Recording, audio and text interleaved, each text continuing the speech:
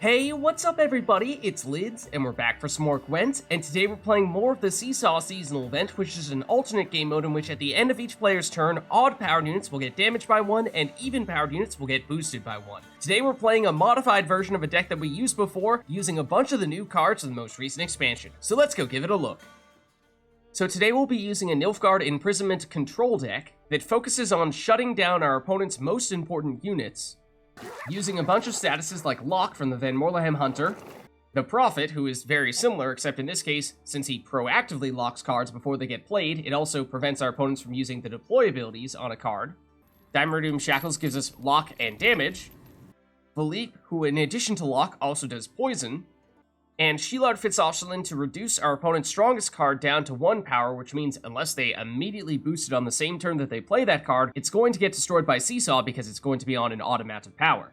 Then we can also destroy a locked unit with Vanamar. We can destroy a unit that gets boosted with Black Blood. We can poison and create a copy of a card with Cadaverine. And we can outright steal a unit with Yennefer's Invocation. Then we have a few units that benefit from those statuses, like the Master of Disguise. We want to make sure that we already have a locked unit on the board when we play him, because that way he's going to get boosted by Seesaw, because he's going to be on an even amount of power. He's also going to get boosted from there being a locked unit, which means he's going to get boosted by 2 at the end of our turn, meaning that he will stay on an even amount of power, and indefinitely get boosted by 2 every turn without us needing to do anything at all. Then the Thirsty Dame is similar, however requires a little more setup because, similarly, she starts on an even amount of power, which means she'll get boosted by Seesaw at the end of our turn. But then each subsequent turn, we're going to want to apply a new status, bumping her from an odd number back onto an even number, so that every turn she's getting boosted by Seesaw. Then we also have Golden Necker for a huge tempo swing because we do not have any cards in our deck that are over 9 provision, so that means this will give us a unit, a special card, and an artifact. We'll also start with Ring of Favor in our hand in round 1, which the longer we wait to play it, the more powerful it becomes. We just need to make sure that we play it before our opponent passes. But the real ace up our sleeve that we'd like to ideally save for round 3 will be Ffion, our defender, combined with Cahir in the melee row, who will get boosted every time our opponent gets boosted, which, of course, if our opponent is playing a boosting deck, means that he is going to become a huge factor in the match. But even if that is not the case, from Seesaw alone, he will get a ton of boosts, making him a very effective card in this event because there is almost no way for our opponent to avoid giving us boosts on Cahir. So there's a look at the deck, and like I said, it focuses on dealing as many statuses as possible, getting some additional benefits on our units from those statuses, and then having that special ace up our sleeve with both the Golden Necker and also the Ffion plus Cahir combo. So let's go see it in action. Alright, so going up against Scoia'tael here, and they'll go first. And so perhaps most notably, we do have Golden Necker in hand, which means we should make sure that we still have some special cards and some artifacts in our deck. We have a whole lot of special cards in our hand right now. So maybe we take out Cadaverine or Yenvo, either one, whichever one we get rid of is probably going to be what we end up getting with Golden Necker. So why don't we go, I mean, they're kind of similar, their use cases, so maybe we put back Cadaverine, and let's also just get a few more actual units in our hand here, because we don't really have anything that works well with Megascope right now. And, well, that's another one of our artifacts. So, yeah, very, very few units at the moment. It's a little bit interesting to see how we're going to have to make this work, but I think Sarah, we can, of course, absolutely lock with Dimeritium Shackles. That is probably the play there, because that will also drop her down to a 1, which means unless they use a leader ability or charge or something else... Oh, well, now at the end of their turn, she's going to get boosted up. So, okay. She's not going to automatically get destroyed by Seesaw. Is she so good that we feel the need to swipe her with a Yenvo? No, I don't think so. So, I mean, we could lock her with Van Moorlehem Hunter. That might actually be preferable because she is on an odd amount of power right now. So we'd kind of like to keep it that way. Because, of course, that means she's going to take damage. Whereas if we damage her by 3, when she's on an odd number, she's going to be back to an even number at the end of their turn.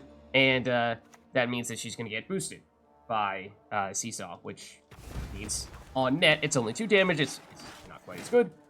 Okay, so it's Saskia Commander. Unfortunately, of course, the immunity makes it rather difficult to do anything to shut her down right now. So Also, obviously, can't Yenvo her. And this is where things get a little tricky with the lack of units that we have right now. Is, for the most part, we're looking at a bunch of cards that can mess with them. With another Dimeritium Shackles, Yenvo. Don't really have a great target for Ring of... Or we don't want to be using Ring of Favor at this stage. Probably too early for Prophet as well. I guess we'll go Shilard Fitz-Oesterlen. Because by reducing one of their cards to 1 power, their highest card to 1 power, it means that unless they find another way to give it a boost, either by immediately having some way to boost it when they play it on the board, or just using a leader ability charge, then that unit is going to get immediately destroyed at the end of their turn, because it's going to be on an automatic power, 1 power, and take 1 damage from Seesaw taking it out. Okay, Matic. We definitely want to do something to you. The question is, blocking doesn't make a lot of sense because although short-term it would shut you down, it's actually going to be enough damage to take you out, and that means you're going to get put back into the graveyard, and you play another bomb, he's going to get resummoned no matter what. So I'm thinking that does mean it is definitely going to be our preferred Yenvo target, assuming that this is a full-blown Matic deck that they are planning to use right now, and they have a whole bunch of bombs. They're going to get a huge, they're going to be significantly weakened by getting rid of Matic, so I think we definitely Yenvo him, and that does explain the Sarah as well.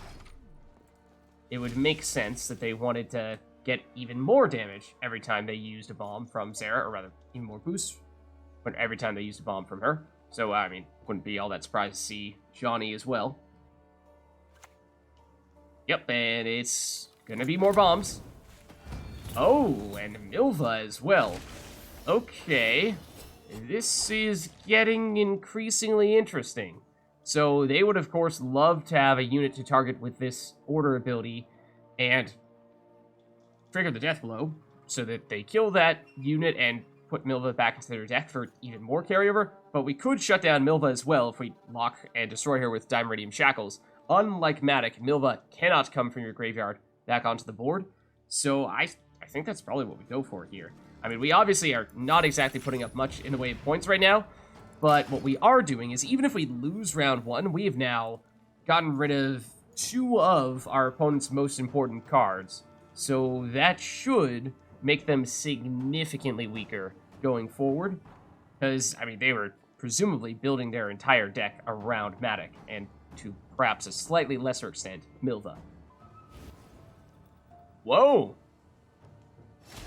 So much so, in fact, that they deliberately discarded a card. I mean, it may be that their entire hand right now is just bombs, and they have nothing they can target, of course, in that case, because we don't have any units, so maybe it's paying off for us here. We also, for what it's worth, we do have a way to get a whole bunch of points down quickly with Golden Necker, so this might be, especially since we're on red coin here, our way of, as soon as our opponent passes, getting a really, really big tempo swing.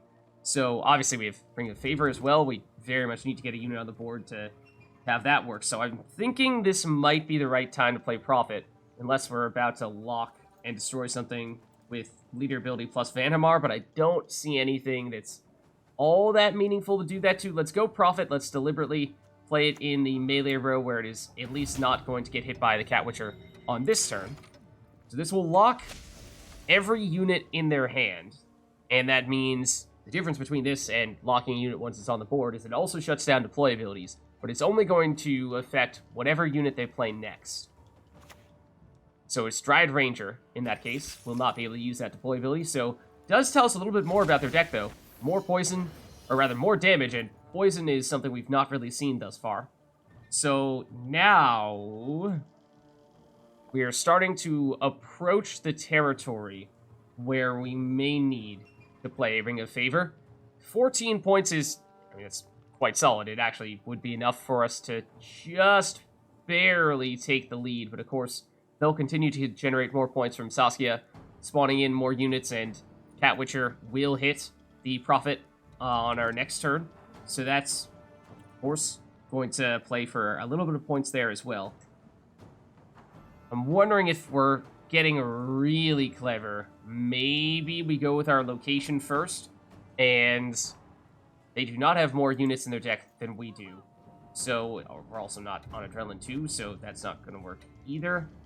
I guess we don't have great options for it. I guess it's Ring of Favor. It's the safe option, because there is would have been a very real opportunity, or very real probability they might have passed on their next turn. Okay, so yeah, more poison. And we know they've played one of those already. So that's at least some additional poison that they've gotten rid of, but or that we've shut down. But do they have more? Do they have enough to actually remove the Prophet altogether? Obviously, after just giving it a huge boost, we do suddenly care about it a lot. So now I think it's largely a matter of how important do we think it is to win round 1? Because Golden Necker could probably pull it off, but it's a pretty big investment. This, of course, would be an amazing card for us in whatever round we play it. So, do we go for that now? Do we say, okay, you know, you're going to probably dry pass in round 2, give us that easy round 2 win, and we've gotten rid of both your Matic and your Milva? Maybe that is sufficient. Maybe that is sufficient. Because that means they're going to be significantly weaker, and we still have the big Golden Necker play that we're saving for round 3.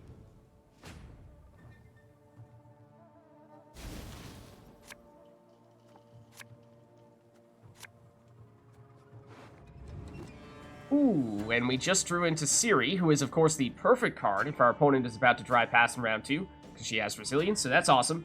We, yes, stole Matic, but that was largely just to shut them down. We don't really have much of a use for him ourselves, so we'll get rid of him. And I actually don't have a ton of ways to apply more statuses, but maybe that's something we'll look for in round 3. And we, of course, still have our leader ability, which we can do a little bit of that stuff with, and we can use Megascope to create a copy of the Thirsty Game, which is not a terrible option. So, yeah, I think this is probably fine. I think we can make this work. Assuming they dry pass, the play is absolutely Ciri Nova. If they don't, it might still be Ciri Nova. Okay, so they do dry pass. So yes, it's definitely Ciri. Because this way we're getting all that value from the carryover on the Resilience. Our location, of course, also would gain Resilience, but I think that's not nearly as big a deal as just getting the 9 points of carryover.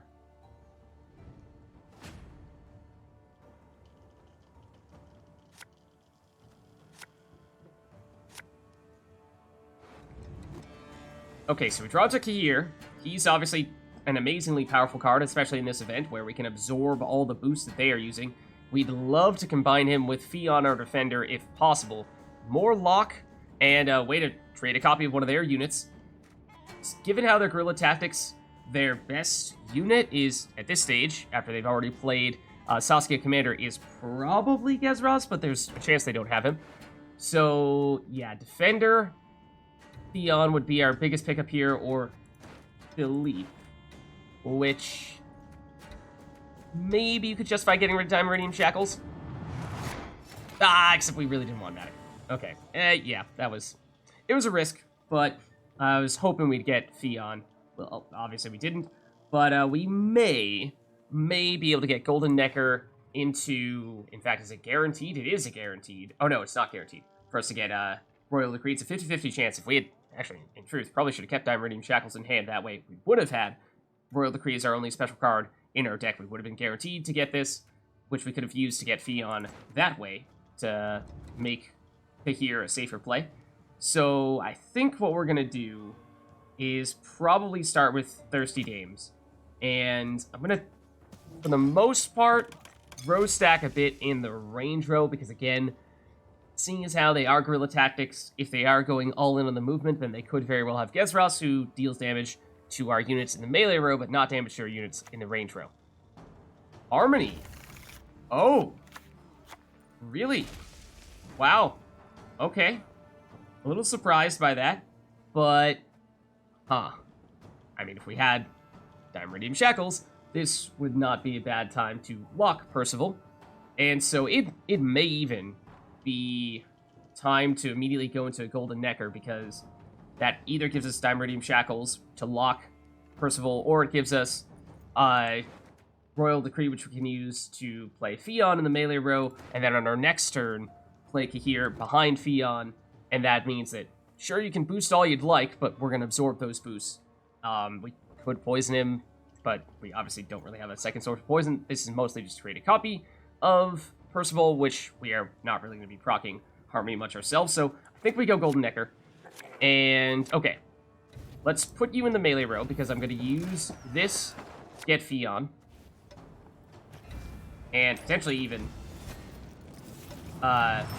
also, just destroy you all together, Percival, with Black Blood. So I suppose that works too. So if they hadn't played a really big engine, we would have ideally set up another Thirsty Dame and or Megascope to create another Thirsty Dame as early as possible, because obviously we have already applied an additional status and will continue to apply additional statuses, and so that means more boosts for these Thirsty Dames. Okay, stick a castle, probably for a Cat Witcher. Yep.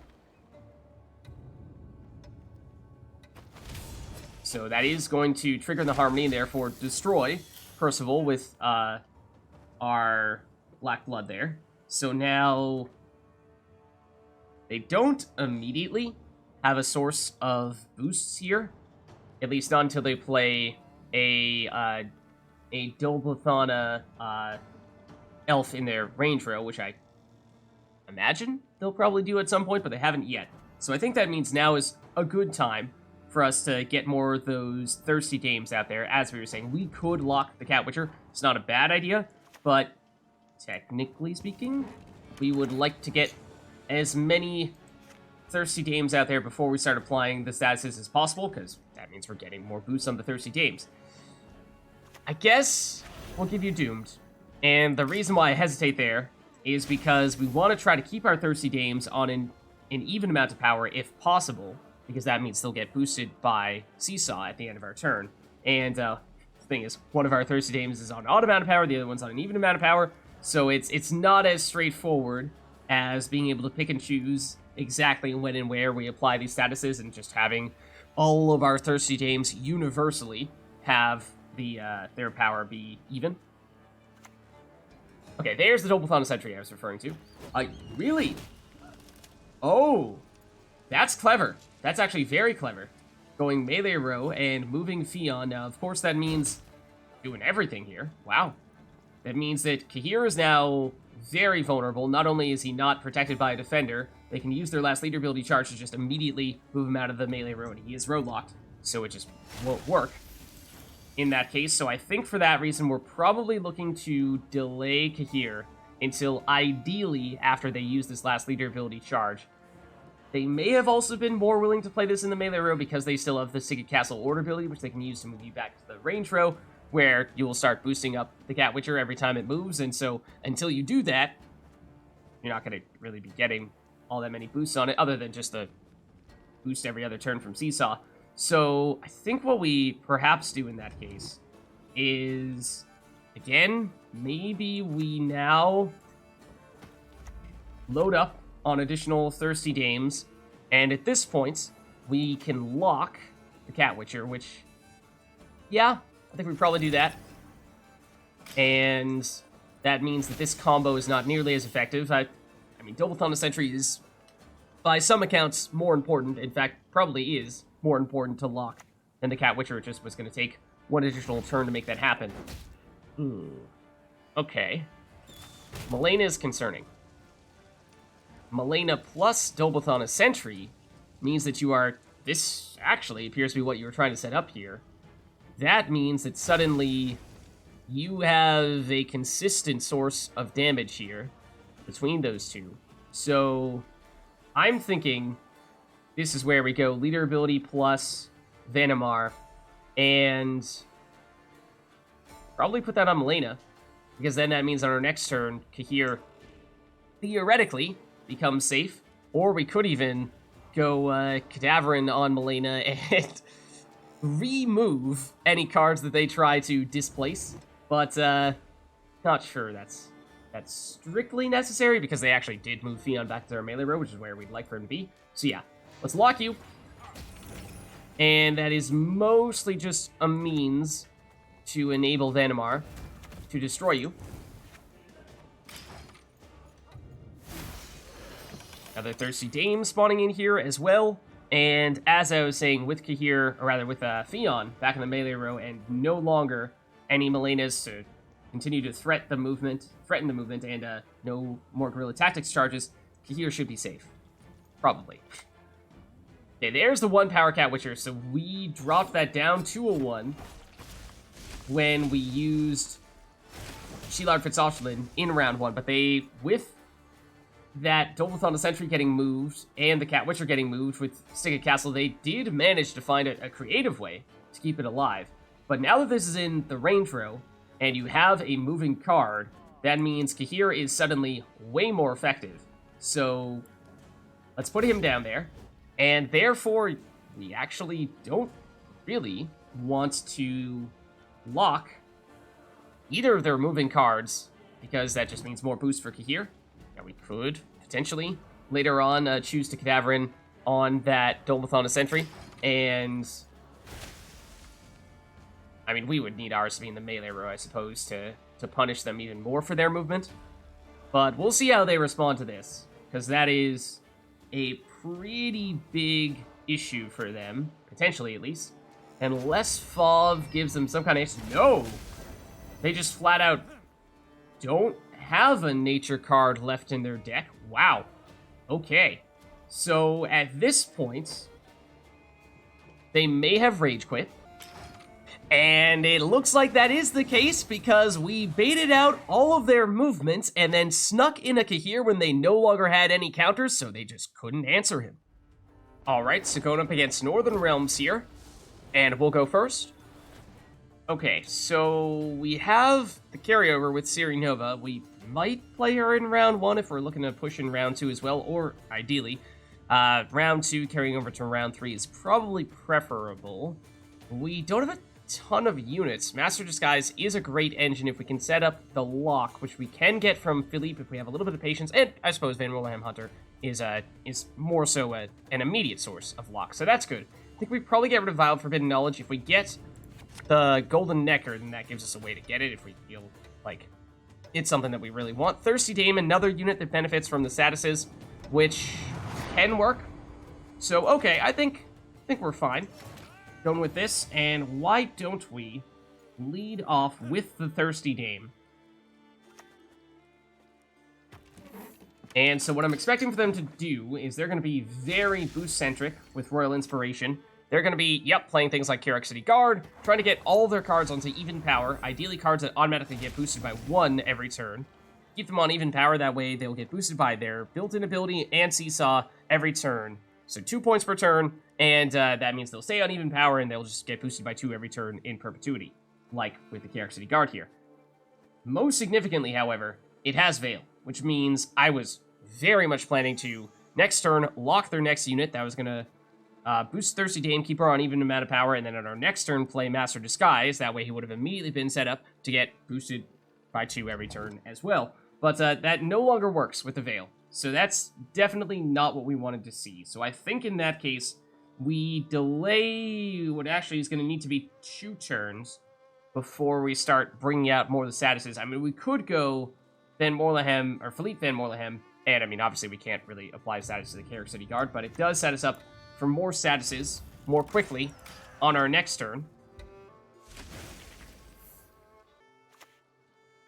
Okay, I'm actually curious who they lock. Understandable that it's Philippe. But we do, of course, have other sources of lock. So we could go for Margarita. Technically, we shouldn't do it on this turn. We should do it next turn, because that way we get Thirsty Dame. We keep Thirsty Dame on an even amount of power. So I think what that means we'll do now is we'll go, thinking of going Black Blood. They do have Royal Inspiration, which they can use as a bit of a workaround and just play a weak unit, boost it with their leader ability, and sacrifice that, rather than having to lose, say, what would be 10-point Ciri Guard, which is what I'd like to remove. Could, I suppose, alternatively, we can go Shilard. That's not super time sensitive, so yeah, why don't we go with him? So he, of course, will weaken their strongest card down to 1 power, which means unless they do something like immediately use a leader ability charge on it, it's going to get destroyed at the end of their turn. Okay, Reinforced Ballista. So, and they put that onto an even amount of power, and try to keep us on an odd amount of power. So a little more damage, in addition to their boosting, but this now becomes a very solid target for us to lock, so I think that's what we're going to go for here, because we do want to apply a status on this turn, because that means now Thirsty Dame is on an even amount of power. We want to have that happen as often as possible to keep her getting boosted by not only her ability, but also Seesaw.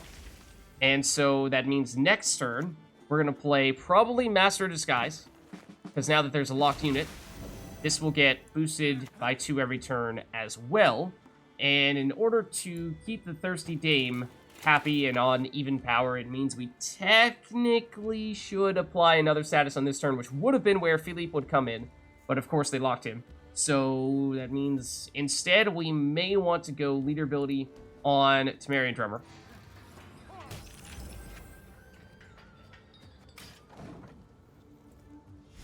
So I'm thinking we're going to need to use Ring of Favor fairly soon. And at this point, Black Blood is also very solid play on our next turn as well. That might be our next play. And then Ring of Favor. We'd love to do it on a turn when their leader ability is on cooldown, which would be the case if we played this on our next turn. That way they can't do what we were talking about before and just boost their weakest unit and sacrifice that. Because we want to basically force them into getting rid of, ideally, a 12/ would-be, or, well, about to be, 14-point Kirac City Guard. Egmont. Boost the Reinforced Ballista. You ideally want that to be an even number? Yeah, that's where the leader ability comes in. Okay. So, the tricky thing is pacing-wise.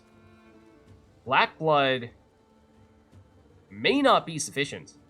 It gets rid of the Kirac City Guard. It's going to be solid, but that may not be enough. We may be forced into a Ring of Favor here. That's once you factor in the boost from Master of Disguise and our even-powered units.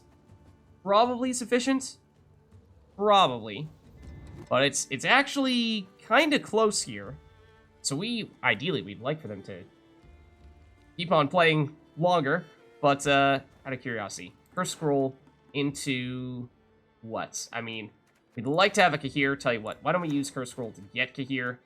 Or maybe a Royal Decree instead of our location, I suppose. Gonna take a risk here. Technically, they should call our bluff. They should pass. Because if they lose Kirac City Guard, we may still be fine.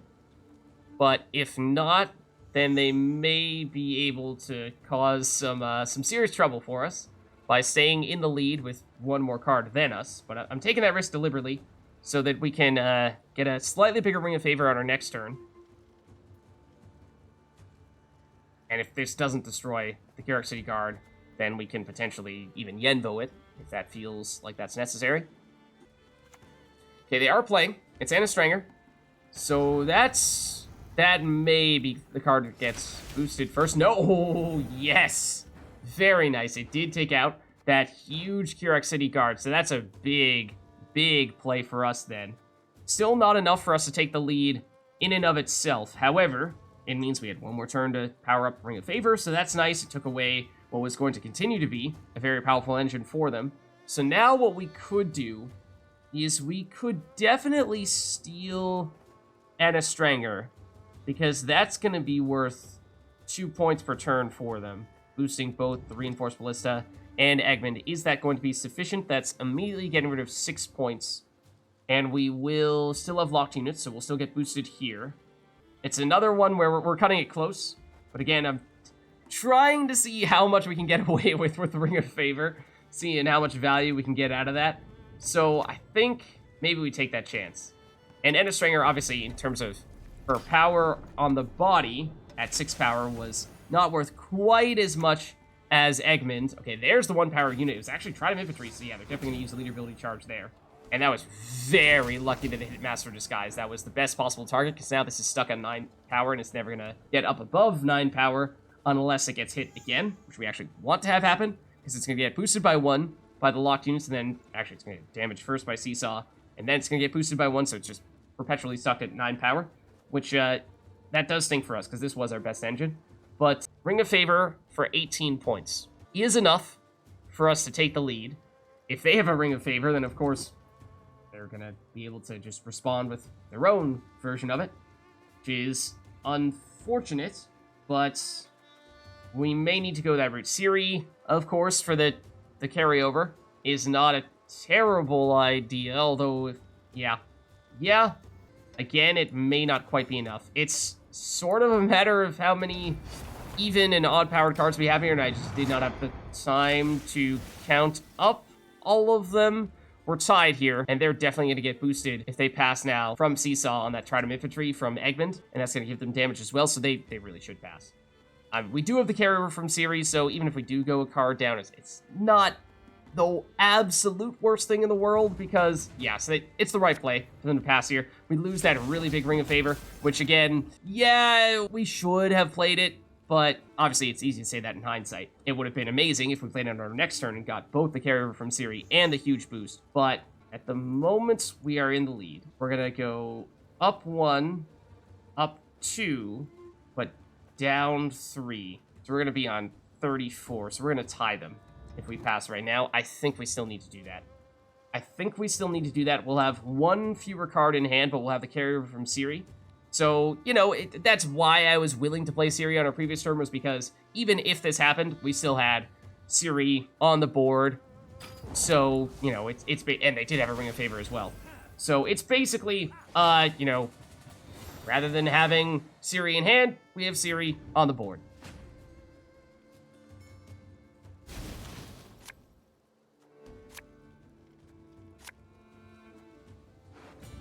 Okay, and so we tied in round 1, which means round 2 is all or nothing, and we have some really nice cards for that Cahir, and we can combine that with Royal Decree into Ffion to help protect Cahir, and obviously he's going to absorb all the boosts, and with Northern Realms, that's going to be a really big factor. Golden Necker gives us a huge tempo swing here, and is there anything we want to make sure that we set up with Golden Necker, or make sure that it's at least an option for Golden Necker to take? Like, do we have things for Megascope?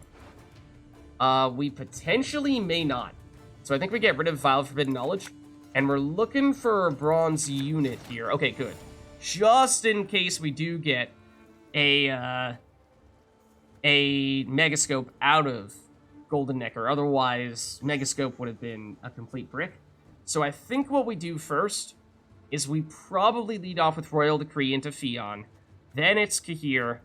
Then it's Leader Ability and Master Disguise. I mean, technically we can use Leader Ability before that if we'd like, but Master Disguise to make sure that this is getting boosted by 2 every turn. Then it's Golden Necker and or Annastranger to finish. So, oh, actually, wait a second. Wait, we won? Okay, so apparently I did my math wrong. Oh, because we had the Master Disguise that I thought was going to get reduced by 1 power. But actually, rather than getting reduced by 1 power, it just stayed on the same amount of power because there was still a locked unit. So I think that is just enough for them to pass us in 1 play. It is a really big card because it might only be, 7 provisions, but Immortals is just a huge source of points in this event. But it means Ciri forced them to play that. They needed to play something big, and turns out it isn't sudden death in round 2 because I forgot about the additional boosts on that Master Disguise. So now for round 3, we do have Last Say.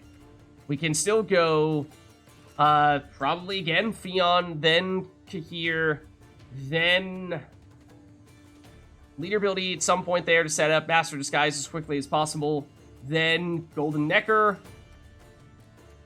Thirsty Dame somewhere around there as well.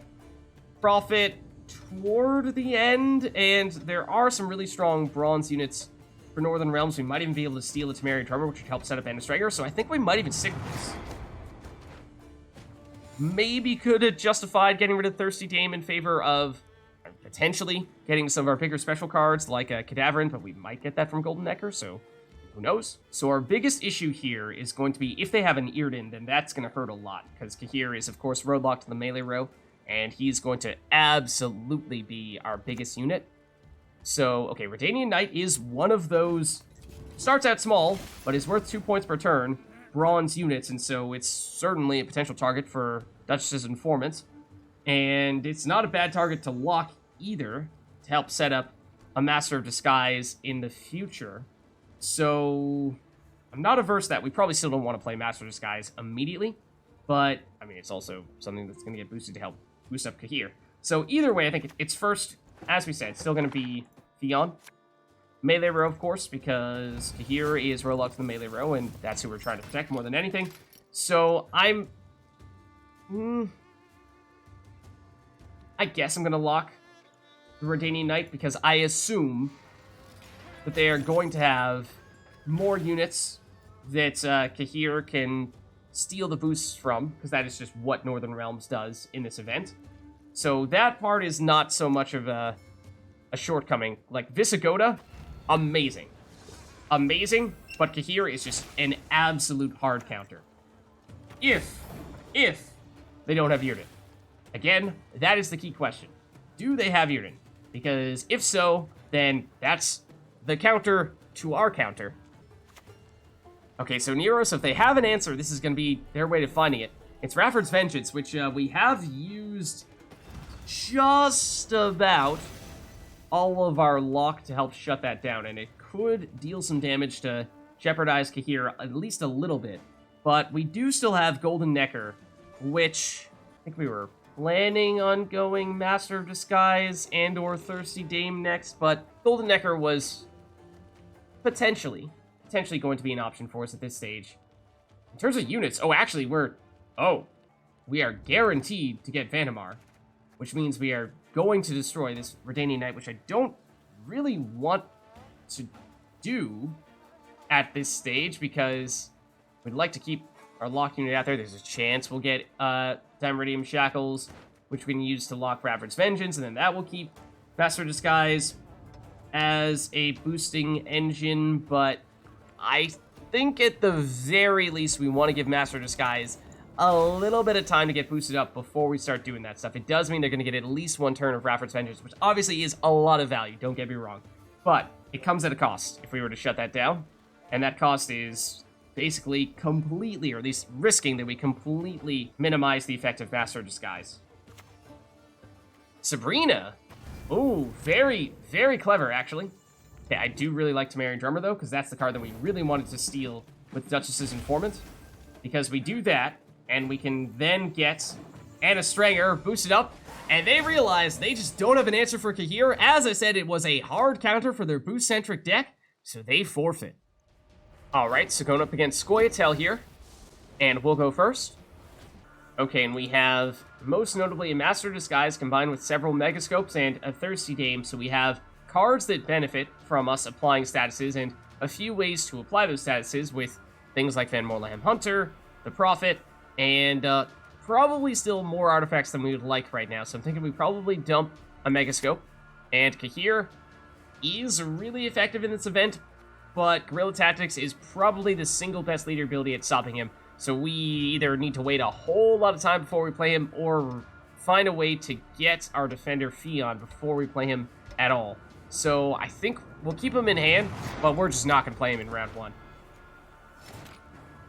So I think first, let's lead off with the Thirsty Dame. And so our goal with her is to keep her on even power as much as possible, which means that every turn we need to apply a status. Okay, it's Stick a Castle, so that's presumably to get a Cat Witcher. And what row are you playing it in? Because technically, okay. It's going to say technically you don't want to hit the Thirsty Dame right now, because it's going to put her back on to an even amount of power. But it does mean that we now have a pretty solid target to lock with Moorlehem Hunter to set up Thirsty Dame. Put her back on an even amount of power, and that works for us. We do also have Cursed Scroll, so we could use that to get Ffion to pair with Cahir, but again, that's even with Ffion, probably something we'd like to save for a later round. Also, what did they just play? Oh, Megascope, right. To create another Cat Witcher, okay. So, technically speaking, ideally we would apply another status on this turn in order to get Thirsty Dame onto an even number again. Alternatively, we play Master of Disguise, and that will already be set up for 2 points per turn because there's a locked Cat Witcher. So maybe we wait it out with the second status here. We could go Thirsty, or rather, Duchess's Informant to create a Cat Witcher of our own, and since this has Disloyal, I think that still gives the boost to Thirsty Dame, but let's go Master of Disguise first, because what this also does is it gives us a solid target for... Do we still have? Yeah, a Megascope. A Double-Thana Sentry. Oh, in the melee row. Yep, for damage. Sure, that makes sense. Technically, the Master of Disguise was more important. So, we're probably still fine with that. And this Cat Witcher is not going to hit anything on their next turn unless they use their Sigurd Castle Order ability, which they may very well choose to do. But I think what we'll do is we'll go Megascope here. Create another Master of Disguise. And we can, on our next turn, go Duchess's Informant, create a Double-Thana Sentry in the melee row to cancel out those boosts. We could create a Cat Witcher of our own, or we could go Black Blood and destroy probably that Cat Witcher, or whatever else they try to move around. Moorlehem is annoying when combined with Double-Thana Sentry. But, oh, okay. So I thought for a second they were going to use that to set up more damage, but no, they're doing it to just set up additional boosts on that Cat Witcher, which again means that it probably just makes sense for us to drop a Black Blood right about now. So let's do that. There's our next Master of Disguise. Okay, they do the movements, and that gets... Oh, cleverly. Yep, they move their locked Cat Witcher, and actually that gets rid of our locked target for Master of Disguise, so we may need to use a leader ability to lock there. Well, otherwise, may need to go with Prophet to lock whatever unit they play next. Although, pacing-wise, we need to make sure that we pass them on this turn, otherwise we're in trouble. So, Ring of Favor gets us up to 28. And we do have all these cards on even power, so they all get boosted by 1 at the end of our turn, but no more locked units means these guys are not getting the double boost. So either way, I think we are probably looking at wanting to have a leader ability charge expended here. The question is, do you go Double-Thana Sentry, which is boosting both these Cat Witchers? Cat Witcher, by moving, is both dealing damage and getting boosted by the Double-Thana Sentry, so they're all worth 2 points per card. Moorlehem is also a bit annoying, so really you can't go wrong. I think we probably do lock the Double-Thana Sentry, though, because... well, I mean, it is going to get destroyed by Seesaw at the end of their next turn, but now we can go... I guess we can still squeeze in Prophet here. Because the other potential issue would have been, if Seesaw destroys this at the end of their turn, then they no longer have any locked units, so Masters of Disguise aren't getting boosted anymore, but whatever they play next is going to get locked. So that should make it that this continues to work. And then it gives us one more turn to charge up Ring of Favor. Okay, Vryaed Brigade gets locked. Do not like that they hit the Master of Disguise because it puts on an odd number, which means it's going to get damaged by Seesaw, then get boosted by its ability, so it's going to get stuck at 11 power in perpetuity here. But, is it Ring of Favor time? Or do we try to create a Cat Witcher of our own here and cause a little bit of trouble that way? More damage. Gives us another body. First scroll. I mean, obviously we'd like to use this to get something. We were thinking about maybe getting Ffion. But Shilard Fitz-Oesterlen also wouldn't be a bad idea. Maybe we go Shilard Fitz-Oesterlen. That's short-term, probably a better option for this round, because as we were saying, we probably don't want to play Ffion in this round. So let's go this route. Because that means that their strongest unit gets lowered down to 1 power. They've used all of their leader ability charges, so they no longer have a free source of boosts. So if they try to play that big unit, it's probably going to just immediately get destroyed. Yeah, those Cat Witchers are definitely starting to add up, though. So now, Ring of Favor is 18 points. Of course, there's a non-zero chance that they also have a Ring of Favor. We'd certainly like for that to not be the case. But, let's see. Pacing-wise, we do need to pass them on this turn. So if we go here, we are at Adrenaline 2.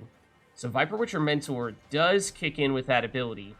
And that is pretty tempting. Alternatively, I mean, we could go a normal Viper Witcher, but I'm not sure that's going to be all that useful to us. So I think we go for this. I think we do. And we take you, and this should be worth a fair number of points here. Okay. Yeah, not bad. Not bad. You're on an odd number, so you are going to get damaged. But it is enough for us to pass them in the short term, and it again gives us just one more turn to charge up Ring of Favor if they are going to do that. Okay. Yrden hurts, but it does mean that, of course, there's no more Yrden to go against Cahir, which would have been very, very powerful if they still had that in round 3. So, in some ways, baiting it out is we'll take it. 20 points gets us up to 34. It does get both of these guys back onto an even number, which is also nice. That means we're getting 2 points per turn out of them. So we're getting, what, -1 on net, +1, +3, +2. So that's 16 plus 20 is 36, which, when you consider they're going to get all this damage from the Cat Witchers, probably still not enough. Probably still not enough. I think, though it pains me to not use a 20-point Ring of Favor, I think we need to pass.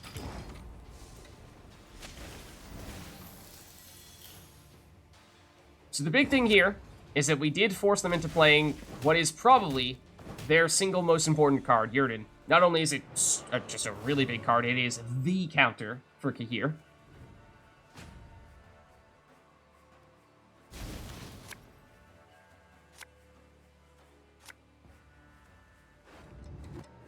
Okay, so that was even cards in round 1. So it means we may need a throwaway here, but they may push. So Master of Disguise is an option. That's actually quite a solid card, so we'd rather not have to throw it away. But Golden Necker is obviously huge. If they do try to push, then that's really useful for us. Still think Dimeritium Shackles. We're looking for another unit here, probably, in case we do need to throw away. But Yennefer is, I mean, it's a really good card. Okay, Dryad Matron. Dryad Matron, you say. We could lock and play Master of Disguise, which is sort of a nice middle ground to give us an engine in case this round goes longer, and it should be enough points short term that if they just immediately pass, then it is also sufficient. It does mean we've used all of our leader ability charges at that point, which is a little unfortunate, but if we're leaning heavily on Cahir in round 3, then maybe we're okay with that being our core strategy and not relying as heavily on all the statuses. So, yeah. Yeah, I think we do have to do that. Otherwise, it's lock and destroy with Vanamar, or it's a big Golden Necker. We'd rather not have to do that. So, I think it is. It is really the best middle ground here. And maybe Riot Brigade will put at the top of their deck if they continue to play here. I mean, it's not a super high priority, but yeah, they are continuing to play. It's going to be a second Dryad Matron. That's not the fastest of plays exactly for them. So I'm thinking, I mean, obviously we can destroy it with Vanamar. We aren't going to have much lock remaining because we've used all of our leader ability charges. We don't have any more lock in hand unless we get some with Golden Necker, which is possible with Dimeritium Shackles. In fact, no, it's not guaranteed. We could get Royal Decree or Cadaverine, so wouldn't necessarily count on that. So yeah, I think we just go for the little Vanamar play.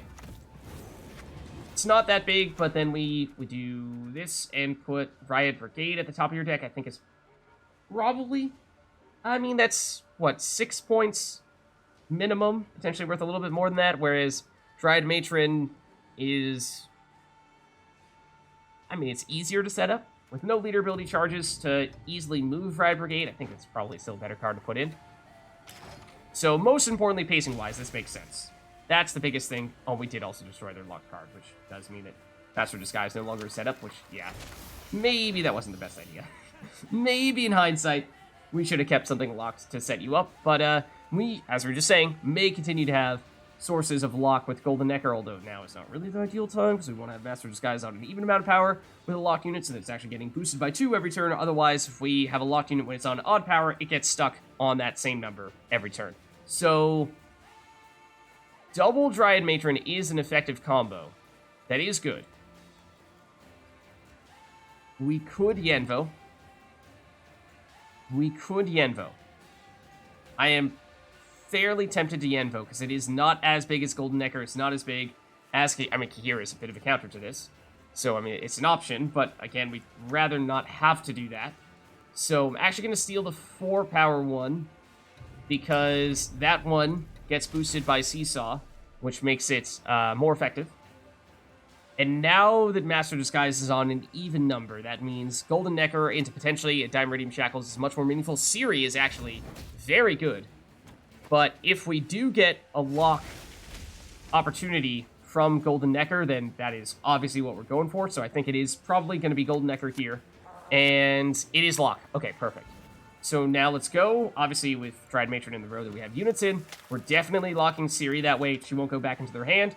Also means we get that unit onto an odd amount of power. That's good stuff. We have a locked unit to boost up the... Ooh. How did you get back onto an odd number? Oh, from Ciri. That's unfortunate. We want to do this to a unit that is on an even amount of power, so that it stays on an even amount of power. And I didn't want to do it to Vanamar, I don't think. Dryad's Caress. Oh, does Purify. That is useful. That is useful. It does mean they're going to get Ciri back. However, just make sure we do our math here. You're going to stay... Oh, no, you're not going to stay on 5 power. You're going to drop back down to 4. You're going to go up to 5. You're going to be a... so that's net 0, or net 1. Then this is going to go up by 2, so we're going up by 3 in total. So yeah, we're fine here. So they will get Ciri back into their hand, giving them 1 card, or 1 extra card in round 3. We're going to hold on to Cahir. So it's going to be 4 cards to 4 cards. We'll be on even cards. Both of us have used all our leader ability charges, so it's just going to come down in large part to what people top deck. Of course, Cahir is big, probably bigger than Ciri, especially in round 3. But we really want to have a Ffion, and we would have loved to have gotten Ciri Nova. Okay, we can get Ffion with Royal Decree, so that's really nice. And I think that's probably the play then, is first turn Ffion, second turn Cahir. Ciri is just an 8/9 point slam. Philippe doesn't have a lot of time to do his thing. In terms of alternatives, I mean, Cadaverine could potentially be better, but there's a pretty high probability that we get something that is not as good as that. So I think we probably settle for what we have here. Even if this is not the ideal time for Ciri. Again, we would have loved to have had her in round 2. But I think it's Ffion first. Melee row, of course, to help protect Cahir, which we'll play on our next turn. And he's a decent point slam. He is on an odd amount of power, so he's going to get damaged by Seesaw every turn, but he has the armor to tank it, at least for a little bit. Milva is going to get boosted when they play other Scoia'tael cards, so that works well for us against Cahir. And again, remember, they have already played Yrden. They played that in round 1. That's why they won round 1. And so that was crucially important. Okay, we put that at the top of their deck, so we knew they were probably going to be able to do that. But again, the boost from Seesaw and the boost from Milva are going to get absorbed by Cahir, so that's really big. Now we're probably looking to go Philippe, because he's not going to gain Zeal, so we're pretty much just going to give Doomed for 1 card, which is not really much of a factor. Unless... they play a card that is getting some kind of other status, in which case we can go straight into the lock, which would be much more useful.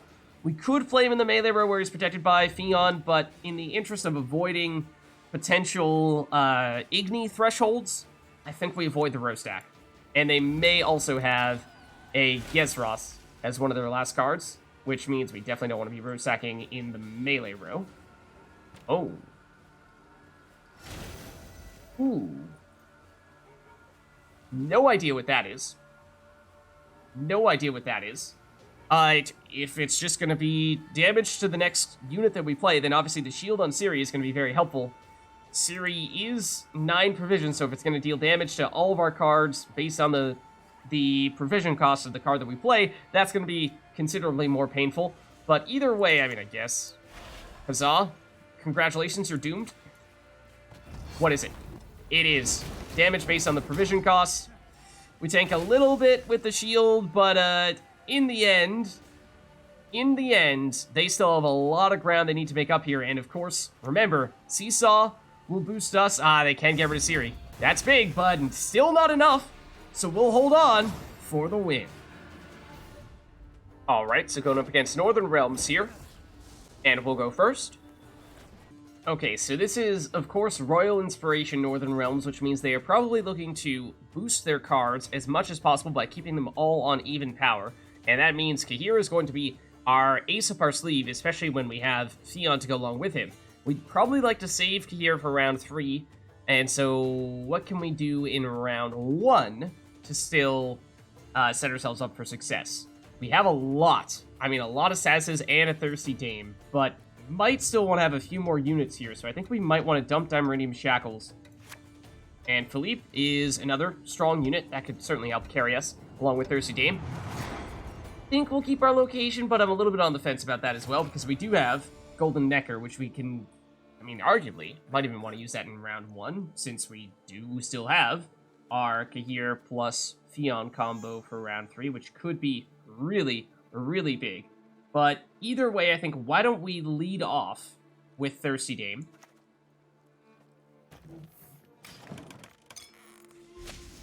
So our goal with her is to keep her on even power at the end of every turn. So that means we're going to want to apply a status to whatever they...